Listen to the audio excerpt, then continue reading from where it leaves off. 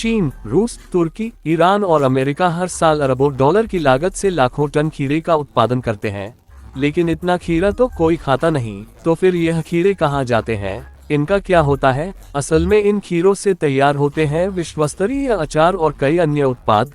आज के वीडियो में हम आपको दिखाएंगे कि कैसे इंडस्ट्री में आपकी कल्पना से भी कम समय में टनों खीरे का उत्पादन होता है और यह खीरे जाते कहाँ हैं।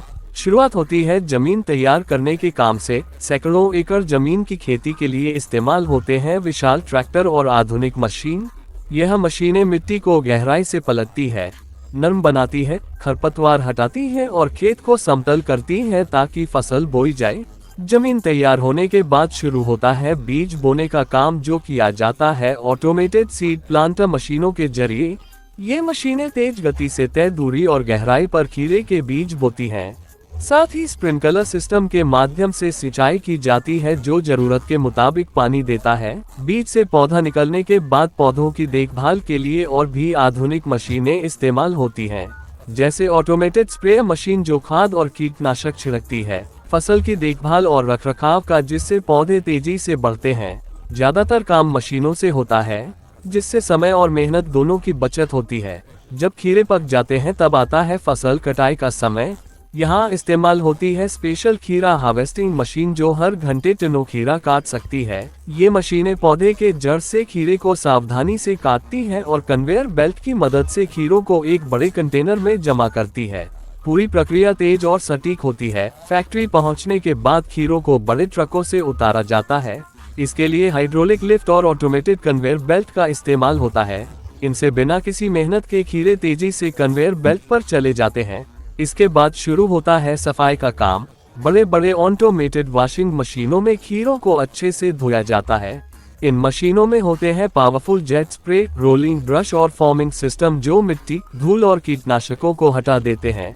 कन्वेयर बेल्ट पर चलते हुए खीरे एक एक कर सभी स्टेप्स से गुजरते हैं और पूरी तरह साफ हो जाते हैं, जिससे साफ सफाई बनी रहती है। इसके बाद खीरे जाते हैं छटाई यानी सॉर्टिंग के लिए। यहाँ हाई रेजोल्यूशन कैमरा और सेंसर्स लगे होते हैं, जो खीरे की रंग, आकार और ताजगी देखकर खराब खीरों को अलग कर देते हैं और अच्छे खीरे छांट लिए जाते हैं। इसके बाद खीरे जाते हैं ग्रेडिंग मशीन में। यह मशीनें खीरों को उनके आकार के अनुसार छोटे, मंझले और बड़े वर्गों में बांटती हैं। फिर शुरू होता है पैकेजिंग का काम। ये पूरा काम ऑटोमेटेड मशीनों से होता है। ये मशीनें बहुत तेजी से खीरों को प्लास्टिक या कार्डबोर्ड के डब्बों में भरती हैं और उन्हें सील भी करती हैं। फिर प्रिंटिंग मशीनों के जरिए पैकेज पर उत्पादन की तारीख, जानकारी और ब्रांड का लोगो छापा जाता है। पैकेजिंग के बाद खीरे जाते हैं ऑटोमेटेड लोडिंग बेल्ट से ट्रकों, जो उन्हें सुपर शॉप, थोक बाजार और डिस्ट्रीब्यूशन सेंटर्स में पहुंचाते हैं।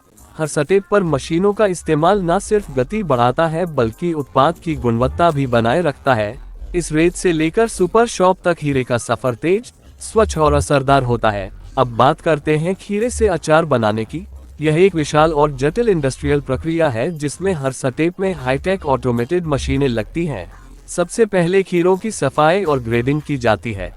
छोटे आकार के खीरे आमतौर पर अचार के लिए चुने जाते हैं, क्योंकि वे जल्दी फर्मेंट होते हैं और ज्यादा स्वादिष्ट लगते हैं। इसके बाद खीरे भेजे जाते हैं ऑटोमेटेड कटिंग मशीनों में। यह मशीनें प्रति मिनट हजारों खीरों को बिल्कुल सटीक तरीके से काट सकते। कटा हुआ खीरा जाता है विशाल स्टेनलेस स्टील के मिक्सिंग टैंक, जहां अचार बनाने के लिए आवश्यक सामग्री सिरका, पानी, नमक, चीनी, सरसों, लहसुन और मसाले सही अनुपात में मिलाए जाते हैं। इन टैंकों में भी ऑटोमेटेड सिस्टम होता है, जिससे हर बैच का स्वाद एक जैसा रहता है।